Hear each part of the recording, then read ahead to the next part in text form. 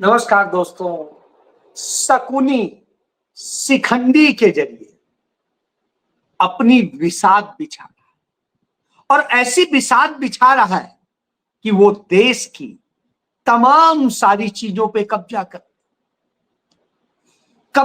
कर भी रहा है, क्योंकि शिखंडी उसके साथ। और जब शिखंडी साथ हैं तो शकुनी की बिसात बड़े बेहतर ढंग से काम कर रही है। ये दोनों अपोजिट होते तो शायद कुछ और होता, लेकिन ऐसा नहीं हो रहा है। अब यही बता रहा हूं, ये कहने के पीछे जो वजह है वो वजह ये है कि भारत का चुनाव आयोग अपने सोर्स के माध्यम से खबरें प्लांट करा रहा है। अब चुनाव आयोग बोल नहीं पा रहा है शिखंडी की भूमिका में, और भारत का मीडिया वो भी शिखंडी की भूमिका में, और वो सोर्स बताता है उसे और वो कहता है हम तो सोर्स से लिख रहे हैं, यानी अपने ऊपर कोई भी लेना नहीं चाहता है। और खबरें क्या प्लान कराई जा रही कि किसी भी राजनीतिक दल से कोई भी शिकायत हमें नहीं मिल रही है, और इस तरह की खबरें छापी जा रही हैं बिहार के SIR को लेकर के। अब जब इस तरह से प्लांट हो रही हो खबरें, तब कांग्रेस पार्टी के राष्ट्रीय प्रवक्ता पवन खेड़ा सामने आ जाते हैं और वो पेश कर देते हैं, बताते हैं कि सच्चाई क्या है। सच्चाई यह है कि सिर्फ कांग्रेस पार्टी ने 79 लाख नहीं सर, 89 लाख 89 lakhs, तो 89 लाख शिकायतें चुनाव आयोग को दी हैं, जिनकी जहां पर BLAs हैं वो शिकायत लेकर जाते हैं। उसके अलावा जहां पर और समय से है जिला अधिकारी हैं उनके यहां जाया जाता है, और इसी तरीके से तमाम तरह से शिकायतें दर्ज कराई जा रही। तो यानी जिस तरह से वो झूठ बोल रहे हैं कि BLOs हो, DEO सब में, तो सबको कराई जा रही है अपने जिला अध्यक्षों के माध्यम से। तो यह तो सिर्फ कांग्रेस पार्टी का, इसी तरह RJD का, इसी तरह दूसरों का। लेकिन चुनाव आयोग शिखंडी भाई भाई वाली स्टाइल में ये करते नजर आते हैं। अब आप सोचिए यहां शिकायतें किस तरह की हैं वो भी जानने की जरूरत। यहां शिकायतें आ रही कि वोटर्स को पता ही नहीं कि वोटर लिस्ट से नाम क्यों काटा गया, और इसकी जो कहा गया था सूचना दी जाएगी नहीं दी गई। इसके अलावा नाम जुड़वाने की जो कोशिश कर रहे हैं उन्हें परेशान किया जा रहा है। BLO उनसे नाम जुड़वाने के नाम पर कहते हैं सिर्फ आवासीय प्रमाण पत्र ले, हमें उसका नोटिफिकेशन नहीं मिला है आधार कार्ड का। वो बेचारे आवासीय प्रमाण पत्र बनवाने जाते हैं तो वहां SDM दफ्तर में कहा जाता है कि नहीं प्रमाण पत्र नहीं बन पाएंगे, प्रमाण पत्र बनेंगे नहीं, उसके अलावा वो लेंगे नहीं और आपको खाली हाथ लौटना पड़ेगा। और चुनाव आयोग ने जो कारण बताए हैं राजनीतिक दलों को कि जो नाम काटे हैं उसमें बिहार के 90,540 बूथों पर 65 लाख जो वोटर्स के नाम काटे गए, उनमें 25 लाख के कहे गए पलायन के कारण काटे हैं, 22 लाख नाम मृतकों के कारण काटे हैं। अब वो कई सारे मृत आपके सामने घूम रहे हैं, आप जान ही रहे। और इसके बाद में अनुपस्थित रहने के कारण 9,70,000 लोगों के नाम काटे गए। अनुपस्थित किस आधार पे कि आप पर्सनल प्रेजेंस नहीं दे रहे हैं, और पूर्व में कहीं और पंजीकृत होने की वजह से 7 लाख वोट काटे गए हैं। इसके अलावा 100 से ज्यादा नाम काटे जाने वाले जो बूथ हैं उन्हीं की संख्या जो 20,368 है, और इसके अलावा 200 से ज्यादा नाम काटे जाने वाले बूथों की संख्या 1988 है, और इसके अलावा 7,613 बूथ ऐसे हैं जहां 70% से ज्यादा महिलाओं के नाम काटे गए, यानी महिलाओं को खत्म करिए। इसके अलावा 635 बूथ ऐसे हैं जहां प्रवासी श्रेणी में काटे गए नामों में 75% से ज्यादा है। इसके अलावा 7,931 बूथ ऐसे हैं जिनमें 75% नामों को काटकर मृत की सूची में डाल दिया गया है। अब आप समझ लीजिए, इनकी सत्यता जांचना बेहद जरूरी है, लेकिन जांचेगा कौन? चुनाव आयोग तो करने को नहीं तैयार है, जांचने को नहीं तैयार। वो तो मानने ही को नहीं तैयार है कि कोई मरा नहीं है, कोई ये नहीं है। जो जिसको उन्होंने कह दिया जिंदा वो जिंदा, जिसको कह दिया मर गया मर गया। तो साहब इस तरह से होता है उस समय। अब इस मुद्दे से ध्यान भटकाने के लिए तमाम खेल होते हैं, तमाम साजिशें रची जाती हैं, फंड देकर प्रचार कराए जाते हैं। और जब यह खेल होते हो तो आप कहेंगे वोट बचेगा कैसे? वोट बचेगा आपकी सजगता से, आपके होशियारी से, क्योंकि कानून यह कहता है कि शिकायत इसकी उसी मतदाता की तरफ से आनी चाहिए। और उसका नतीजा है, क्योंकि इंडिविजुअल वोट होता है, पार्टी का नहीं होता। पार्टी आपका सपोर्टिंग दे सकती, तो पार्टी आप पार्टी के जो जिला अध्यक्ष हैं, जो तहसील अध्यक्ष हैं, उनको आप देंगे लिखित रूप से शिकायत और प्रमाण सहित, तब वो उसको जाके परसू कर पाएंगे। आप सोच रहे होंगे कि वो अपने आप बैठे कर लेंगे, तो ऐसा हो नहीं सकता है, क्योंकि इसका उन्हें अधिकार नहीं। क्यों? यदि ऑनलाइन करेंगे तो उसके पासवर्ड आपके पास आएंगे, जो नंबर से आप रजिस्टर करेंगे। इसी तरीके से तमाम सारी चीजें हैं, तो ये समझने की जरूरत है। बहरहाल जो लोग समझ रहे हैं वो सुधार हो रहे हैं, जो नहीं समझ रहे हैं उसके लिए क्या किया जा सकता है, तो मैंने बता दिया कि 89 लाख लोगों की शिकायत कांग्रेस पार्टी ने अकेले करी, बाकी की छोड़ दीजिए। अब आ जाए, जब यह सब कुछ चल रहा है तब हमारे देश का वह शकुनी जो तमाम तरह की विषाद बिछाता है और सब कुछ करता है, वो इतना डर जाता है कि सांसद महुआ मोइत्रा के खिलाफ अपने शासित भाजपा शासित राज्य छत्तीसगढ़ के रायपुर में एफआईआर दर्ज करा देता है। खुद उससे वो नहीं दिखाता है कि उसे परेशानी हो रही, वो छोटे छोटे कार्यकर्ताओं का इस्तेमाल करता है, पदाधिकारियों का इस्तेमाल करता है, और वो जाके एफआईआर दर्ज कराता है। जैसे राहुल गांधी के खिलाफ इसी तरीके से, कि वो इतने लोकप्रिय हैं कि उससे सबको आहत हो गया, उसका दिल कलेजा फट गया, और वो एफआईआर कराते। बहरहाल कराते रहिए एफआईआर को, अब कोई डरता नहीं। तो यह स्थिति है। अब आता हूं, ये तो हुई एक बात। दूसरा, देश पूछ रहा है कि नरेंद्र मोदी सिंदूर बांट रहे थे, और जब सिंदूर बांट रहे थे तो क्या सिंदूर किस बात पे? कि ऑपरेशन सिंदूर किया है। तो ये तो एक वो सुन लीजिए, मेरी एक दोस्त है, उन्होंने कुछ पंक्तियां सुनाई, वो सुनना जरूरी है। शख्स की हिम्मत तो देखो, कि उस शख्स की हिम्मत तो देखो, दस्तूर बांटने निकला था जी। उस शख्स की हिम्मत तो देखो, दस्तूर बांटने निकला था। नैनों में हया के नीर नहीं, और नूर बांटने निकला था। तरसती रही पत्नी जिसकी जीवन में चुटकी भर के लिए, तरसती रही पत्नी जिसकी जीवन में चुटकी भर के लिए, वो शख्स देश की बहनों को सिंदूर बांटने निकला था। अब आप समझ लीजिए, सिंदूर बांटने वो शख्स निकला था जिसकी खुद की पत्नी तरसती रह गई, किस चीज के लिए? सिंदूर के लिए। और सिंदूर, ऑपरेशन सिंदूर जब हुआ था, तो आप याद करिए, भारत के उप सेना अध्यक्ष राहुल आर सिंह ने कहा था प्रेस कॉन्फ्रेंस में, पाकिस्तान खुद नहीं लड़ा, पाकिस्तान चीन के सहयोग से लड़ रहा था। चीन उसे रक्षा उपकरण दे रहा था, जो क्या कहते हैं, तुरंत सूचनाएं दे रहा था, और दूसरी चीजें सुविधाएं दे रहा था, टेक्नोलॉजी दे रहा था, और इन सब के जरिए भारत के ऊपर भारत का नुकसान कर रहा था।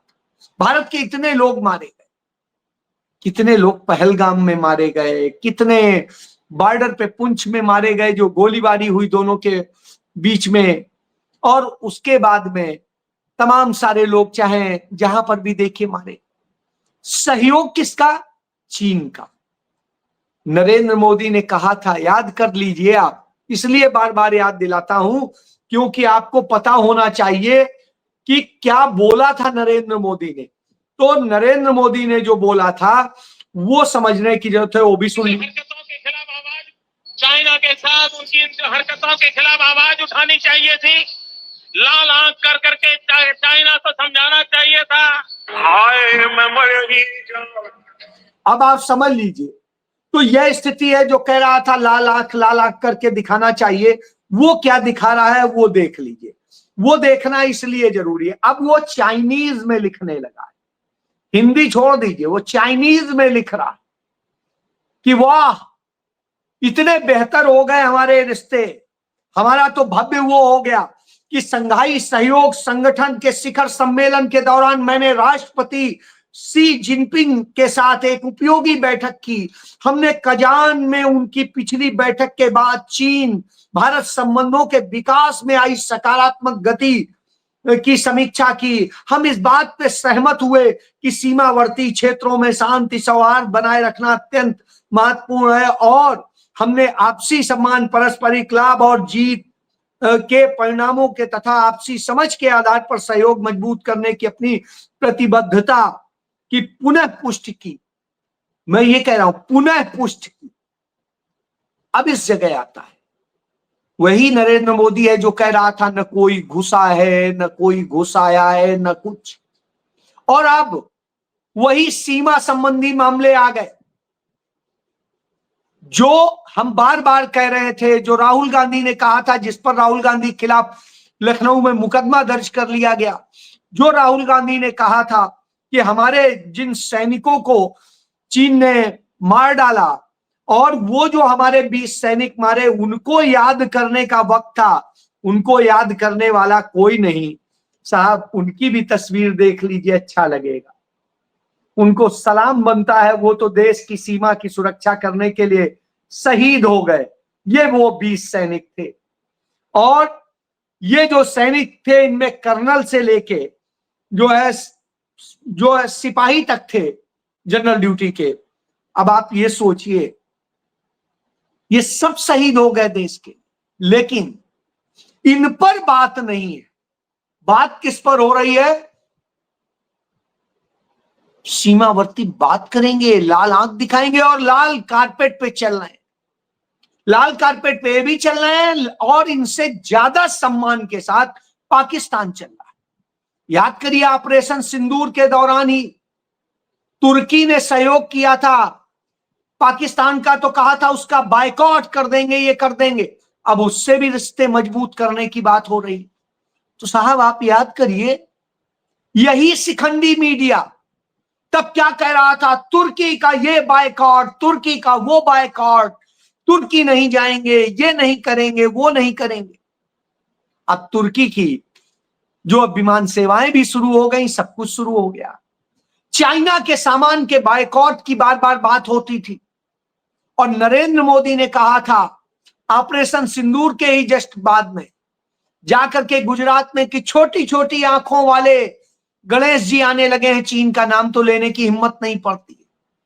तो आज वो उस छोटी छोटी आंखों वाले गणेश जी बनाने वाले के शरणागत था, उनके आगे था, क्योंकि इनके मन में किसी सैनिक के प्रति, किसी सैनिक परिवार के प्रति कोई सम्मान नहीं। इसका एक उदाहरण जो हमें देखने को मिलता है वो मिलता है जेसीओ था सीकर में, सीकर है राजस्थान में, वहां पर कि कैसे एक सेना के अधिकारी जेसीओ की जो बेटी है उसको किडनैप कर लिया जाता है, छोटी बेटी है, और बदसलूकी होती है, सब कुछ होता है, और उसकी कोई सुनने वाला नहीं हो। बावर्दी दुरुस्त जाता है शिकायत करने, और भाजपा की सरकार है, पुलिस है, कोई नहीं सुन रहा है। ये सैनिकों का सम्मान है, तो ये भी देख लीजिए। मेरी बेटी को 1 महीना हो गया शिकायत से निकले, तो थाना उद्योगनगर ने अभी तक कोई सुनवाई नहीं की। ऐसा जी साहब, और एसआई साहब ने अभी तक मेरे से, जो एसआई है सीआई साहब, उन्होंने अभी तक मेरे से कोई बात नहीं की है। अभी तक मैंने उनसे बोल के बोले हेड कांस्टेबल से मिलो आप।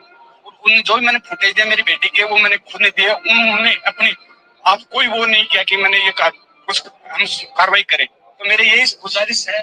तो ये आप समझ लीजिए, वो रो रहा है, 1 महीने से चक्कर काट रहा है, वीडियो फुटेज दिए हैं कैसे मेरी बेटी गायब हुई है, और सब कुछ देने के बाद उसके साथ ये हो रहा है। ये सारी चीजें जब सामने आती हैं तो निश्चित रूप से आता है कि इस देश के साथ में आप क्या कर रहे हैं। तो वो आज देश समझ रहा है। जब ये देश समझ रहा है तो भारत का प्रधानमंत्री वहां पर जाता है तो क्या है? आप याद करिए, वही डोनाल्ड ट्रंप था। डोनाल्ड ट्रंप को भारतीय जनता पार्टी और उनके सहयोगियों ने जिस तरीके से, उनके समर्थकों ने, संघियों ने, अब कह रहे हैं, वही कह रहे हैं, वो समझ लीजिए, हमने फंड दिया, हमने प्रचार किया, हमने ट्रंप को सपोर्ट कर जितवाने के लिए हर काम किया, लेकिन अब हम पछता रहे हैं। क्यों? टैरिफ से सरकार को फायदा है लेकिन हमें नुकसान है, हमारी नौकरी खतरे में पड़ गई है, हमें अब इस देश से भगाया जा रहा है, हमें परेशान किया जा रहा है। अब आप सोचिए, यहां हवन यज्ञ कर रहे थे, Trump Trump Trump. Anjana Om Kashyap कह रही थी जब मोदी और वो मिलते हैं तो बिल्कुल कंपन होती है, और मोदी और ट्रंप मिलते हैं तो कंपन होती है।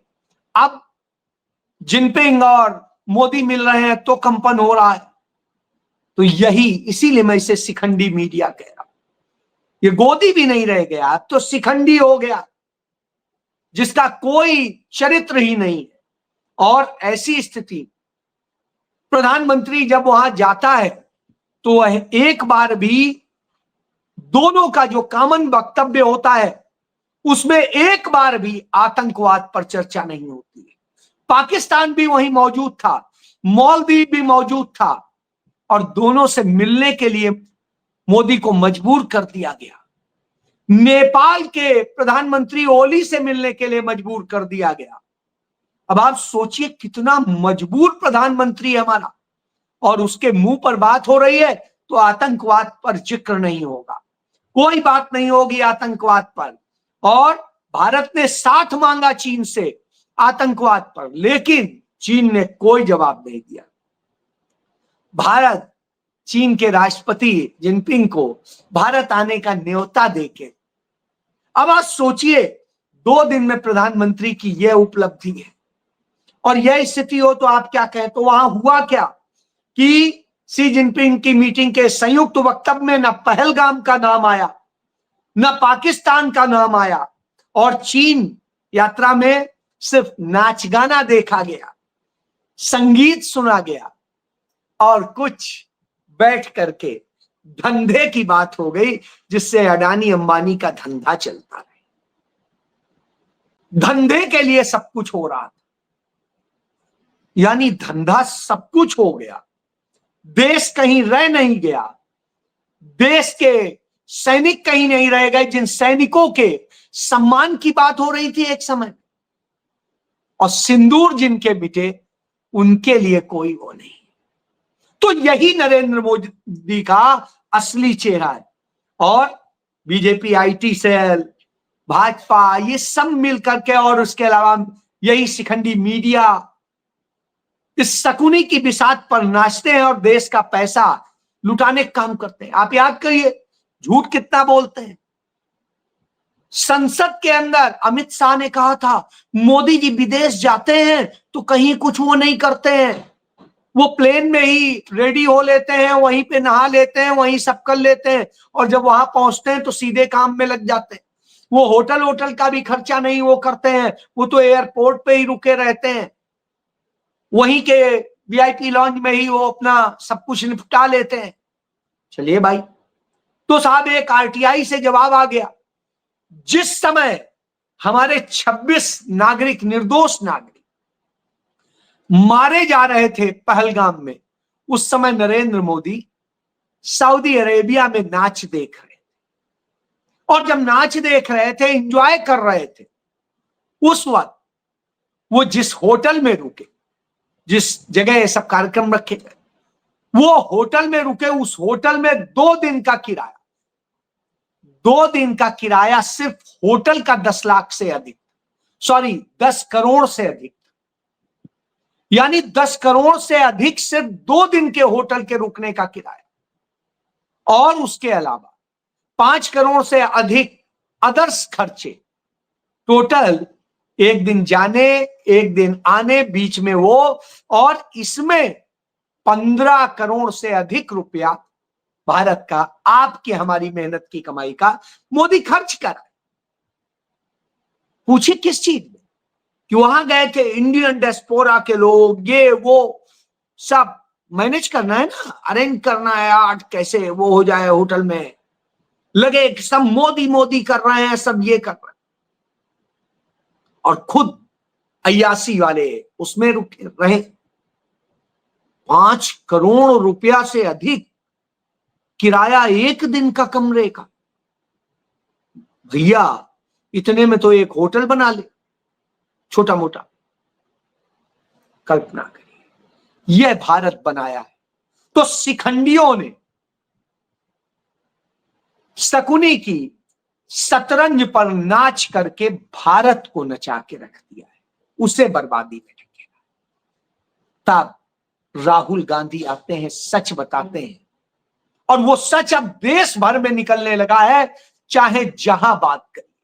आज पूरे देश में इनका पूरा खेल सामने आ रहा है, तो आप यह जान लीजिए। और इसमें जिस तरीके से भारत भर में पूरे जगह अब मोदी की हाय हाय होने लगी है। आप देखिए, असम में वोट चोर गद्दी छोड़ का आयोजन था, और वहां पर कांग्रेस ने किया और जनता यूं उमड़ी थी।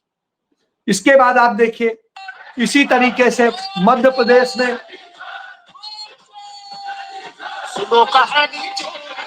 तो ये जो है हर जगह हो रहा है। मैं आपको ये 2 जगह का दिखा रहा हूं क्योंकि समय की सीमा है। ये हर जगह शुरू हो गया है, गुजरात में भी आ गया है खुल के। अब चोर तो पकड़ा गया है, फैसला आपको करना है कि उसे सजा क्या देनी। जय